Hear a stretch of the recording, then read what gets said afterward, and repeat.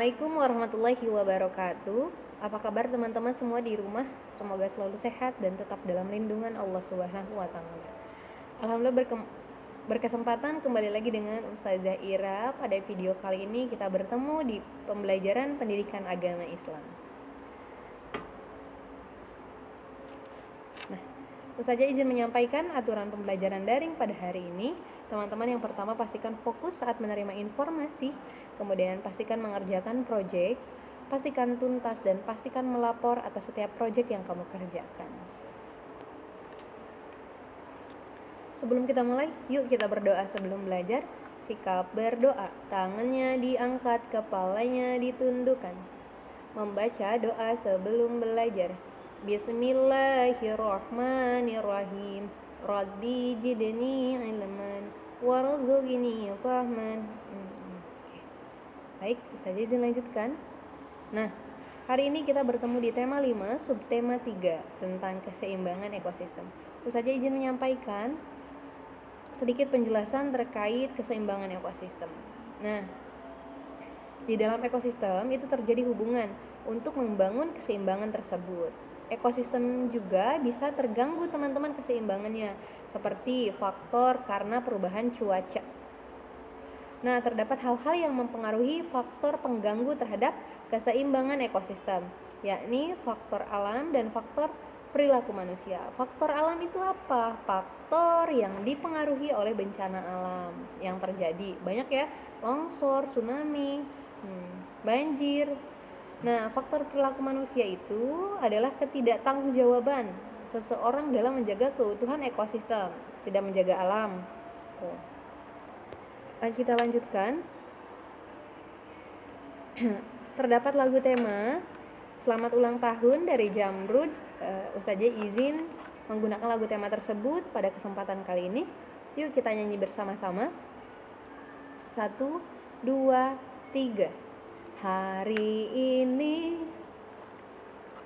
hari yang spesial, kita akan belajar keseimbangan pada ekosistem. Keseimbangan ekosistem kita ditandai dengan tidak putusnya rantai makanan. Faktor yang jadi sebab terganggunya keseimbangan lingkungan itu terdapat 2 di antaranya. Bencana alam seperti tsunami, gunung meletus, banjir, gempa, dan juga tanah longsor. Yang kedua, karena ulah manusia buang limbah sembarangan. Selamat ulang tahun. Kita lanjutkan. Hari ini kita bertemu di materi kisah keteladanan Nabi Ilyas alaihissalam dan Luqman al-Hakim. Siapa itu Nabi Ilyas alaihissalam dan Luqman al-Hakim? Yuk kita cari tahu. Nah, Nabi Ilyas alaihissalam ini adalah anak Ahyub bin Azuz. Nah, Nabi Ilyas alaihissalam ini merupakan anak yang diangkat oleh Nabi Ilyas alaihissalam. Nabi Ilyasa. Nabi Ilyasa ini merupakan anak angkat dari Nabi Ilyas. Maaf ya. Kemudian kita lanjutkan. Jadi sebelumnya kan ada cerita pekan lalu Ustazah ceritakan bahwa ketika berpindah dari suatu rumah kosong ke rumah yang lain, Nabi Ilyas itu kan berpindah dan menemukan Nabi Ilyasa. Kemudian diangkatlah menjadi seorang anaknya. Nabi Ilyasa ini selalu menemani Nabi Ilyas berdakwah dan menyebarkan agama serta kebenaran dari Allah Subhanahu wa taala. Nabi Ilyasa ini diangkat menjadi rasul setelah Nabi Ilyas alaihissalam. Nah, umat Nabi Ilyasa alaihissalam, ketika Nabi Ilyasa alaihissalam memimpin, kaumnya selalu menaati dan mematuhinya. Kaum Nabi Ilyasa alaihissalam hidup dalam keadaan yang aman, tentram, damai. Namun setelah Nabi Ilyas wafat, kaumnya semua kembali ke jalan yang sesat lagi. Nah, hal itu disebabkan karena mereka tidak memiliki dan mempunyai teladan dan tuntunan dalam hidup. Jadi tidak ada penuntunnya gitu, ketika Nabi Ilyas sudah wafat. Jadi dari kisah tersebut yang sangat singkat, keteladanan Nabi Ilyas alaihissalam itu yang pertama, teman-teman rajin belajar dari kecil agar berhasil saat sudah besar. Nabi Ilyas itu rajin belajarnya kenapa? Ya, bisa terlihat dari kisah-kisah dan ceritanya. Dia kan memberikan dan menenteramkan rakyatnya, artinya memberikan solusi kepada rakyat jika ternyata terjadi sesuatu. Menaati perintah Allah sehingga diberi kemudahan dalam hidup. Ya. Nabi Ilyas alaihissalam ini menaati perintah Allah sehingga diangkat menjadi rasul. Gitu. Mensyukuri semua pemberian dari Allah, baik yang didapat besar atau kecilnya. Rezeki itu banyak teman-teman ya. Ya, termasuk nafas juga. Nah, hari ini bersyukurlah teman-teman yang merasa tidak ada gangguan pernapasan, gangguan organ dalam lainnya. Juga tidak durhaka kepada Allah Subhanahu wa taala.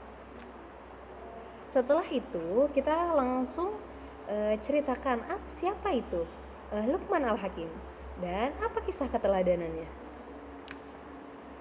Luqman Al-Hakim ini adalah orang yang disebutkan di dalam Al-Quran surat Al-Luqman ayat 12-19. Yuk kita buka mushafnya, Al-Qur'annya. Ada Quran surat Al-Luqman ayat 12-19 dan itu menceritakan kisah tentang Luqman Al-Hakim. Luqman Al-Hakim ini terkenal dengan nasihat-nasihatnya kepada anaknya yang baik dan bermanfaat untuk diteladani. Kisah apa ya? Ada yang tahu? Nah, yuk Ustazah izin beritahu teman-teman. Ada sebuah riwayat yang diceritakan. Jadi pada suatu kisah, Luqman Al-Hakim itu berpergian dengan seorang anaknya. Nah, mereka membawa keledai untuk dijadikan sebagai kendaraannya. Mula-mula Luqman Al-Hakim yang duduk di atas keledai tersebut. Kemudian sampai berjalan, tiba-tiba ada orang yang melihat perbuatan tersebut. Dia berkata bahwa ternyata Luqman Al-Hakim itu dia tidak tahu diri. Kenapa tidak tahu diri? Membiarkan anaknya untuk berjalan sedangkan dirinya naik keledai. Jadi ada yang membicarakan Luqman Al-Hakim seperti itu ketika mereka sedang melakukan perjalanan. Mendengar omongan tersebut, nah Luqman Al-Hakim ini turun dan bergantian dengan anaknya. Anaknya yang naik keledai, kemudian Luqman Al-Hakim yang turun. Ketika berjalan, tiba-tiba ada seseorang lagi yang mengatakan bahwa ternyata Luqman Al-Hakim tidak tahu sopan santun. Kenapa begitu? Karena dia membiarkan orang tuanya untuk berjalan kaki, sedangkan anaknya naik keledai. Kan tadi di rolling ya, diputar. Setelah mendengar kata-kata tersebut, Luqman Al-Hakim akhirnya lantas naik ke atas punggung keledai tersebut bersama dengan anaknya menunggangi keledai. Dan berikutnya ada lagi yang berkata bahwa ternyata Luqman Al-Hakim ini menyiksa sebuah keledai dengan menaiki keduanya. Ada Luqman Al-Hakimnya dan anaknya. Ya, karena mendengar kata-kata dan omongan tersebut, akhirnya mereka berdua turun dari keledai dan menuntunnya bersama. Jadi Luqman Al-Hakim dan anaknya turun dari keledai, nuntun keledainya. Nah, melihat peristiwa tersebut, ternyata orang-orang itu masih saja membicarakan Luqman Al-Hakim dan anaknya. Padahal mereka berdua sudah turun ya. Kemudian mereka berdua dikatakan bodoh. Ada yang mengatakan lagi bahwa ternyata mereka bodoh. Kenapa bodoh? Karena membiarkan keledai itu berjalan tanpa muatan. Tanpa ada muatan, tanpa ada beban. Sedangkan mereka berjalan kaki. Nah, setelah peristiwa tersebut akhirnya sampailah ke rumah Luqman Al-Hakim ini dan menasehati anaknya. Nah, nasihatnya seperti ini. Sesungguhnya semua orang itu tidak akan terlepas dari pembicaraan orang lain. Dan untuk mengambil keputusan, kita harus kembali kepada Allah. Dan hanya kebenaran yang harus dijadikan pertimbangan dalam tiap-tiap sesuatu. Dan hanya kebenaran ya yang harus dijadikan pertimbangan dalam tiap-tiap sesuatu. Kita serahkan semuanya kepada Allah. Orang lain mau berkata apa juga terserah mereka. Yang terpenting apa yang kita perbuat semua berdasarkan kebenaran dan dianjurkan oleh Allah Subhanahu wa taala. Selebihnya apa yang sudah kita perbuat, jika itu kebaikan dan benar, kita serahkan pada Allah dan Allah yang akan mempertimbangkan nilainya. Nah, dari peristiwa ini, dari riwayat kenapa diceritakan ini, teman-teman harus yakin bahwa ternyata banyak orang di luaran sana yang memang membicarakan kita, baik itu hal positif dan hal negatif terhadap diri kita. Jadi apapun yang terjadi tidak perlu diambil hati omongan mereka, biarkan itu menjadi catatan nanti di akhirat. Apakah baik, apakah buruk? Kira-kira menurutmu teman-teman, membicarakan seseorang begitu baik, walaupun itu baik, walaupun buruk, apakah itu dibolehkan? Insya Allah teman-teman bisa meresponnya dan bisa menjawabnya. Nah, jadi kita tidak bisa memungkiri bahwa kita tidak bisa terlepas dari pembicaraan orang lain.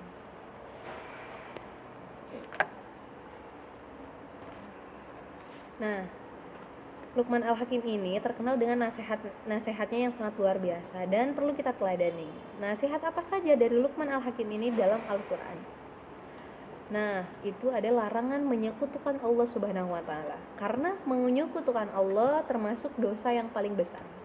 Ada riwayatnya, dan ingatlah ketika Luqman berkata kepada anaknya, ketika dia memberi pelajaran kepadanya, wahai anakku, janganlah engkau mempersekutukan Allah. Sesungguhnya mempersekutukan Allah adalah benar-benar kezaliman yang besar. Nah, itu adalah dari Quran surat Luqman 31-13. Ya, itu adalah nasihat yang sangat luar biasa. Kemudian berbuat baik kepada orang tua, karena kedua orang tua itu merupakan orang yang paling berjasa dalam hidup kita, terutama ibu.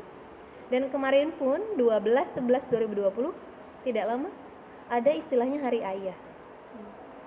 Ya, patut kita hormati keduanya. Ya, ada surga di sana. Nah, nasihat selanjutnya, sadar akan pengawasan Allah. Nah, artinya harus selalu menjaga perbuatanmu yang dikerjakan, baik buruknya, dan meyakini bahwa ada alasan atas setiap perbuatan yang dilakukan. Ada alasan masih kenapa kamu makan, ada alasan kenapa kamu berlari. Itu ada alasan. Misal kenapa aku makan, ya alasannya karena aku lapar, misal karena aku harus memenuhi kebutuhan keseharianku dan lain sebagainya. Ada alasan. Dan perlu sadar bahwa dari setiap yang dikerjakan baik buruknya itu Allah mengawasi kita. Tentunya mendirikan sholat, nasihatnya ya, itu tiang agama yang akan ditanya pertama kali nanti. Kemudian berbuat kebajikan, menjauhi kemungkaran, dan sabar menghadapi cobaan dan ujian. Sabar ya teman-teman, saat pandemi seperti ini, walaupun masih pembelajaran jarak jauh, kita harus tetap semangat. Lalu terdapat Quran surat Al-Luqman ayat 17. Wahai anakku, laksanakanlah salat dan suruhlah manusia berbuat yang ma'ruf dan cegahlah mereka dari yang mungkar. Dan bersabarlah terhadap apa yang menimpamu. Sesungguhnya yang demikian itu perkara yang penting. Penting ya. Lalu menjauhi sikap sombong, karena Allah itu tidak suka sama orang-orang sombong. Nah, dari pembelajaran hari ini kita simpulkan bahwa sungguh kami berikan hikmah kepada Luqman, yaitu bersyukurlah kepada Allah. Dan barang siapa bersyukur kepada Allah, maka sesungguhnya dia bersyukur untuk dirinya sendiri. Dan barang siapa tidak bersyukur atau kufur, artinya tidak bersyukur ya atas nikmat Allah, maka sesungguhnya Allah itu maha kaya dan maha terpuji. Jadi nikmat yang kita rasakan itu kompleks, tidak hanya dalam satu bagian berbentuk uang ya, tidak. Tapi banyak. Nafas kita diberikan, bisa kentut misal, atau kita diberikan rezeki, mendapatkan sesuatu yang orang lain tidak dapatkan misalnya. Itu merupakan bagian dari rezeki. Nah, untuk pertemuan kali ini, proyek teman-teman cukup ceritakan kembali kisah Nabi Ilyasa alaihissalam yang kamu dengar pada buku tulismu. Dan kisah Luqman Al-Hakim ya. Kemudian kirimkan dalam bentuk foto pada Classroom. Jadi teman-teman cukup ceritakan kembali kisahnya saja. Nabi Ilyasa dan Luqman Al-Hakim. Nah, di sini tulisannya memang agak keliru, tidak sesuai apa yang Ustazah ucapkan, tapi insya Allah sesuai dengan apa yang Ustazah sampaikan ya. Jadi proyeknya teman-teman ceritakan kembali dengan menulisnya kisah Ilyasa alaihissalam, Nabi Ilyasa alaihissalam dan Luqman Al-Hakim. Kemudian foto dan kirimkan ke Classroom. Nah, ibrahnya dari pembelajaran hari ini teman-teman, kita harus patuh kepada orang tua, karena apapun yang kita lakukan semuanya tidak terlepas dari pantauannya. Segerakan sholat jika sudah datang waktunya. Setelah azan nih, Allahu Akbar, misalnya, kamu langsung bergerak. Kalau bisa sebelum azan tersebut kamu sudah siap-siap. Rendah hati atas pemberian Allah.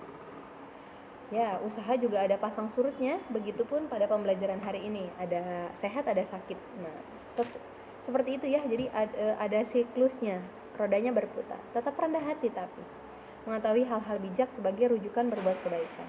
Dari kisahnya Luqman Al-Hakim kita jadi tahu hal-hal bijak yang seperti apa, nasihat-nasihat seperti apa yang baik, yang bisa jadikan sebagai rujukan untuk perbuatan kita yang baik ke depan. Terima kasih banyak. Ustazah izin tutup dengan membaca hamdalah bersama-sama, sikap berdoa, tangannya diangkat, kepalanya ditundukkan.